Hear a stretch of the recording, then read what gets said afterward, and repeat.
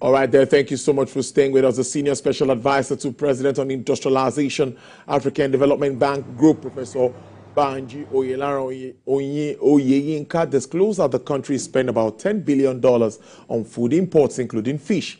He said despite having large bodies of water and oceans, the bulk of these imports, cereals, corn, maize, and wheat, got $3 billion last year, speaking at the opening of the 2024 Agricultural Summit in Africa with theme from scarcity to security. Professor Yinka said these things we can produce, and yet all preconditions are there for us to be self-sufficient in food production. Other speakers said despite the current security challenges in the country, that farmers should not be denied access to finance to boost food production, adding that the bank had committed over $33 million to fund women in agriculture at single-digit interest rates. Well, let's cross to Abuja, where the Commissioner for Finance and Economic Development, Benue State, Mr. Michael Oglegwa, is joining me to talk more around this very important topic. Honorable Commissioner, thank you so much. It's good to have you here. Thank you. It's good to be here.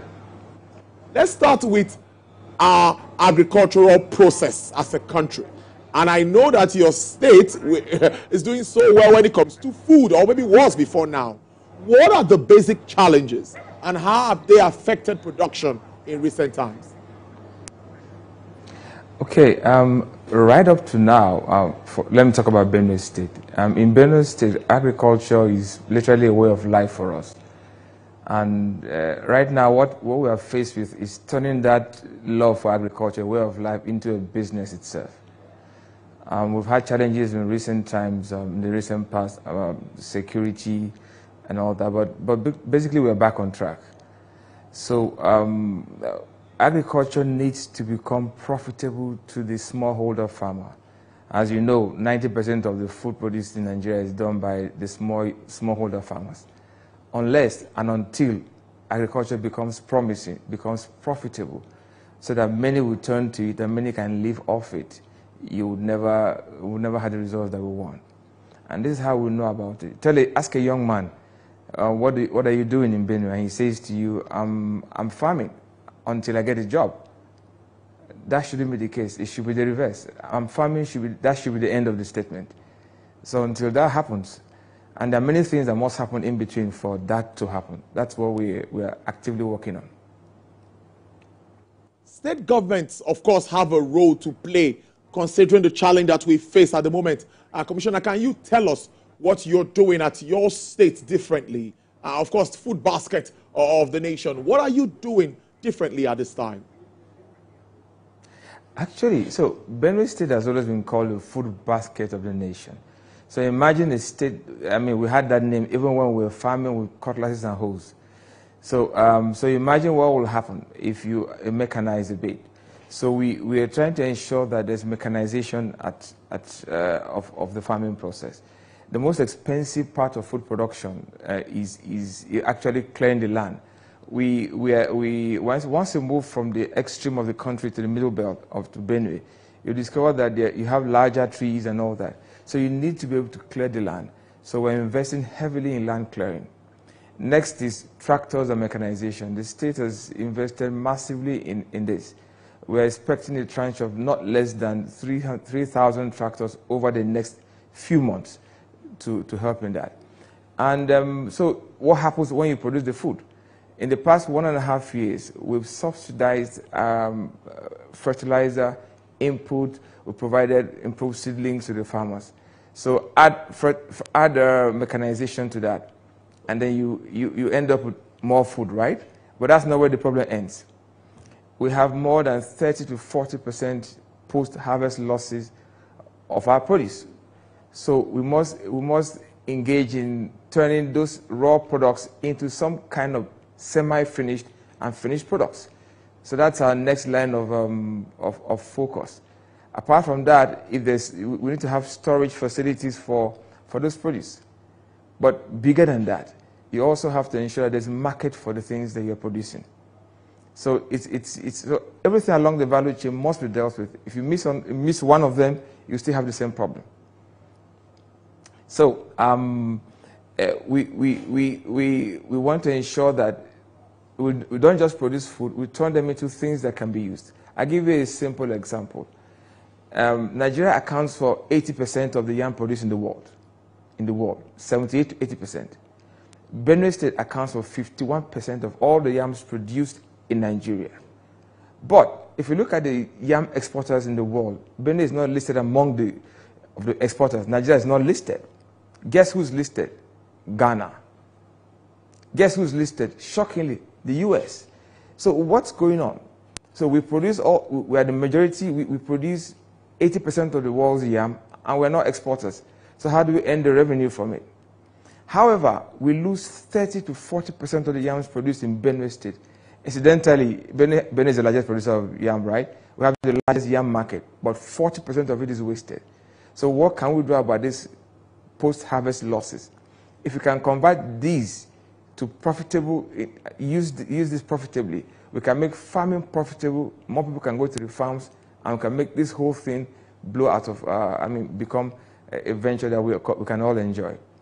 So government is following it from production, from clearing of land, to mechanization, to producing food, improve seedling, to after sales losses, preventing that, to preservation, to turning this into finished products, and then exporting them where possible and when necessary.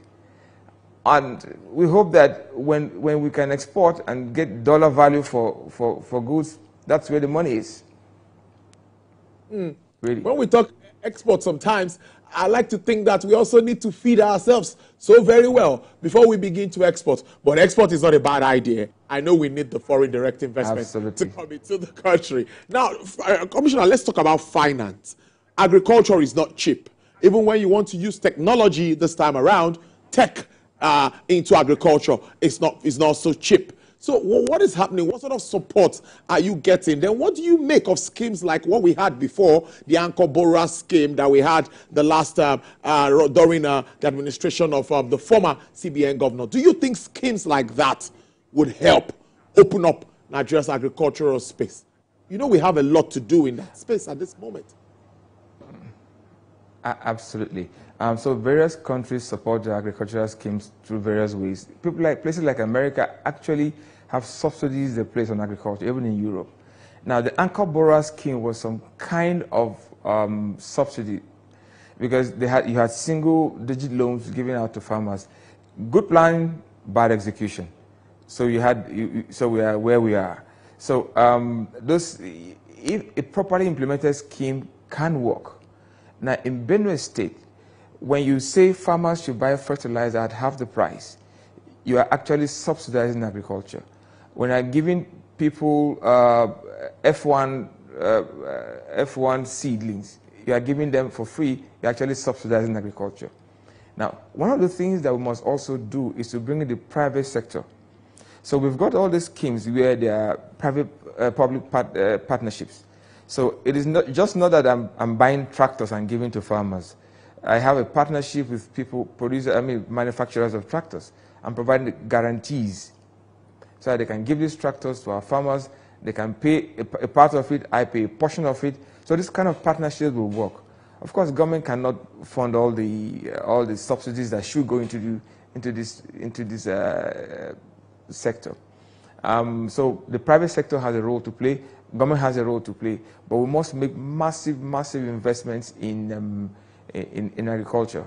I've been around the state. All the silos built, especially by the federal government, are all in massive states of disrepair. Unfortunately, most of them have been vandalized by the same people that they're meant to protect.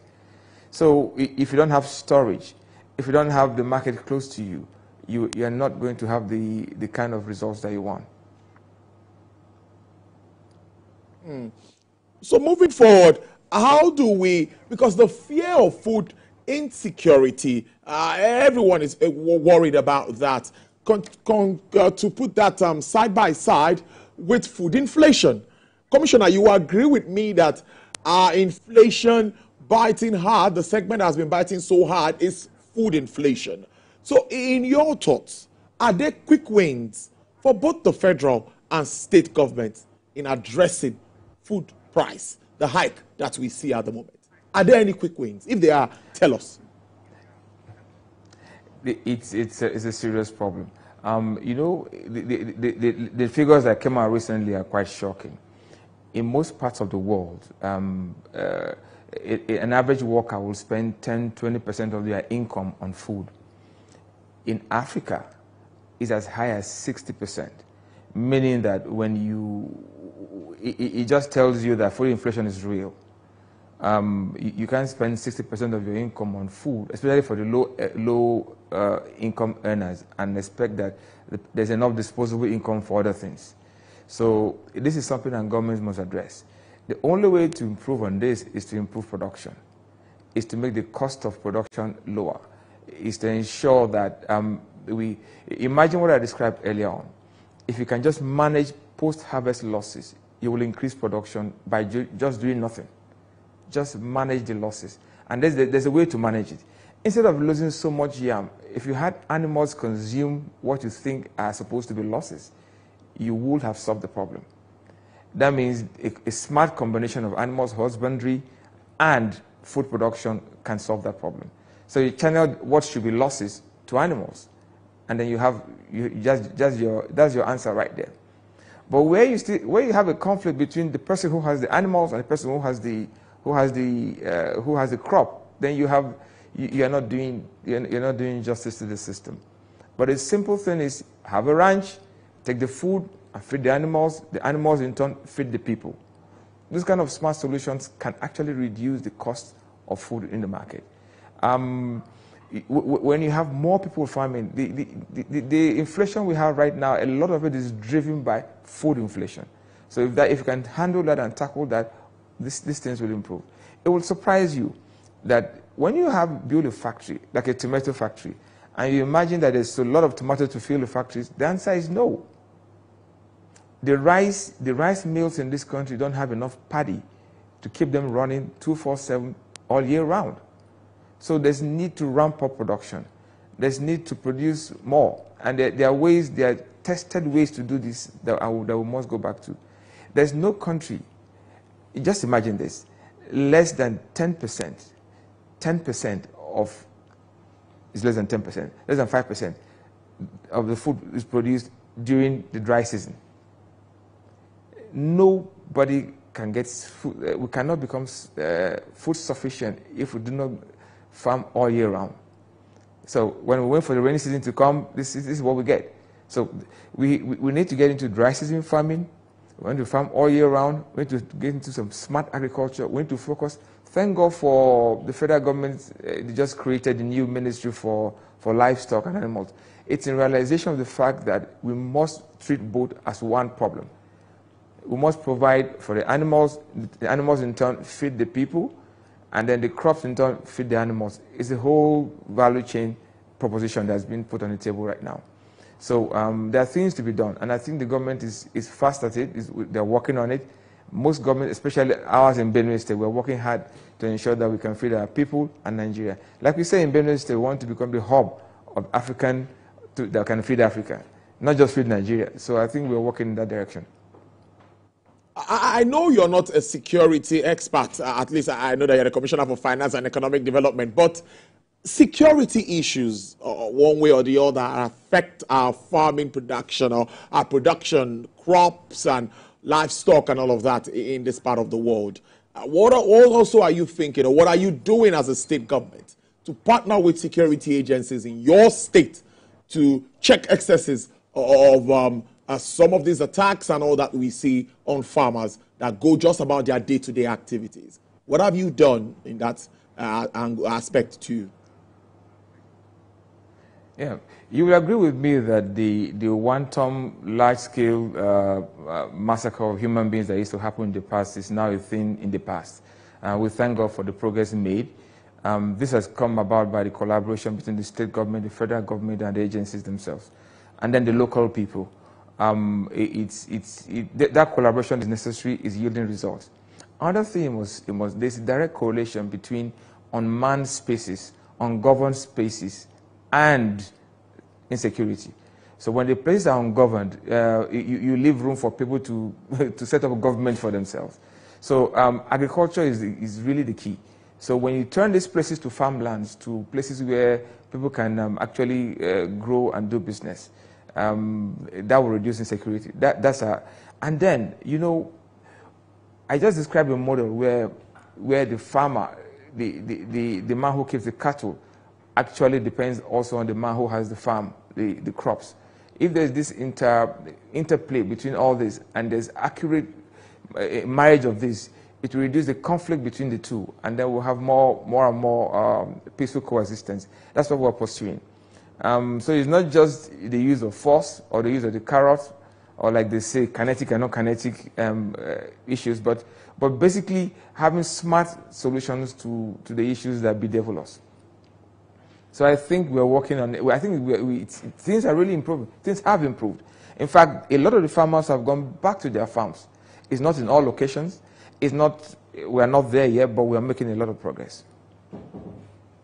So let me allow you, wrapping up this conversation, tell Benue indigenes and, of course, Nigerians, because now it's not limited to Benue, what we should be expecting, particularly around your agricultural space. Food, food, food. What should we be expecting as we move towards the end of the year? Yeah. Our government is committed to turning Benue State into the hub that will feed Africa. Now, so we need to move from just agriculture being our way of life to agriculture being a business. We need to ensure that all through, from the beginning to the end of the value chain, until that thing turns to money or to food on the table, that we're not finished. We need to ensure that we think smart, we work smart around agriculture, and do that which we need to do. Government is willing to throw it. Government is focused on supporting agriculture, every bit of it. We are putting money behind what we're saying. We are putting our mouth, we are putting action to it. We're ensuring that everything that we need to do will support the farmer, will provide the market, will support anybody who is along, who has anything to do along the value chain.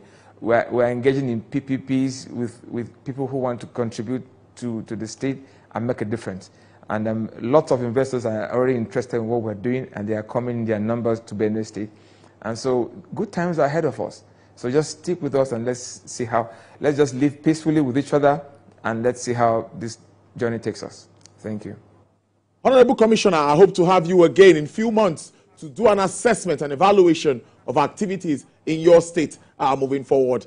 Focus on finance and, of course, the agricultural space. Thank you so much, Mr. Michael Oglegba, who is the Commissioner for Finance, Economic Development, Benue State. Enjoy the rest of your day.